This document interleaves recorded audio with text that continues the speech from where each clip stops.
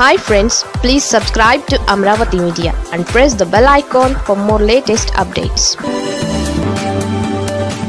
పులివెందులలో ఉప ఎన్నికలట రఘురామ తాజా జోస్యం.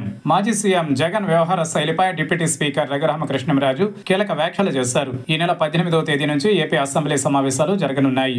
ఈ సమావేశాలకు వస్తే అన్ని అంశాలపైన చర్చకు సిద్ధమని సీఎం చంద్రబాబు ప్రకటించారు. అయితే తమకు ప్రతిపక్ష హోదా పైన తేల్చాలని వైసీపీ కోరుతోంది. దీంతో జగన్ అసెంబ్లీ సమావేశాలకు హాజరు కాకుంటే జరిగే పరిణామాలపైన రఘురామరాజు ఆసక్తికర విశ్లేషణ చేశారు.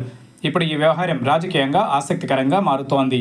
మాజీ సీఎం జగన్ ప్రతిపక్ష హోదా అడగడం పైన డిప్యూటీ స్పీకర్ రఘురామ కృష్ణంరాజు ఆసక్తికర వ్యాఖ్యలు చేశారు. జగన్ చంటి పిల్లోడని, చందమామ కోసం ఆరాం చేసినట్లుగా చేస్తున్నారని సెటైర్లు వేశారు. జగన్ 60 రోజులు అసెంబ్లీ సమావేశాలకు రాకపోతే ఆటోమేటిక్ గా డిస్క్వాలిఫై అయిపోతారని చెప్పుకొచ్చారు. ఈసారి జరిగే అసెంబ్లీ సమావేశాలకు జగన్ రాకపోతే పులివెందుల అసెంబ్లీకి బై ఎలక్షన్ వచ్చే అవకాశం ఉండవచ్చునని చెప్పుకొచ్చారు. ఎమ్మెల్యేలు శాసనసభ సమావేశాన్ని బహిష్కరిస్తే ఆ పదవికి అర్హత లేనట్లుగానే భావించాలని పేర్కొన్నారు. వయసులో పెద్దవాడిగా శాసనసభ ఉపసభాపతిగా సమావేశాలకు జగన్ రావాలని కోరుతున్నానని అన్నారు. జగన్ అసెంబ్లీకి రావడానికి సిద్ధమా అని ముఖ్యమంత్రి చంద్రబాబు నాయుడు సవాల్ విసిరారు. ఆ సవాల్ను జగన్ స్వీకరించాలని సూచించారు. జగన్ తో పాటుగా ఎమ్మెల్యేలు సైతం అసెంబ్లీకి హాజరు కాకుంటే వైసీపీ గెలిచిన 11 స్థానాలకు కూడా బై ఎలక్షన్ వచ్చే అవకాశాలు ఉన్నాయని రఘురామ కృష్ణంరాజు పేర్కొన్నారు. అయితే అటు జగన్ మాత్రం అసెంబ్లీకి హాజరయ్యే అవకాశాలు కనిపించడం లేదు.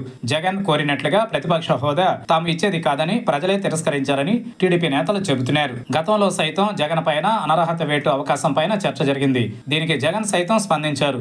తాను సిద్ధంగా ఉన్నానని, ఎలాంటి చర్యలైనా తీసుకోవచ్చునని తేల్చి చెప్పారు. ఇక ఇప్పుడు రఘురామ చేసిన వ్యాఖ్యలతో మరోసారి జగన్ అసెంబ్లీకి హాజరు కాకుంటే అనర్హత వేటు ఖాయమా అనే చర్చ జరుగుతోంది. పులివెందులలో తాజాగా జరిగిన జడ్పీటీసీ ఎన్నికలలో టీడీపీ విజయం సాధించింది. దీంతో ఇప్పుడు అసెంబ్లీ సమావేశాల వేళ ఎలాంటి పరిణామాలు చోటు చేసుకుంటాయనేది ఆసక్తికరంగా మారుతోంది.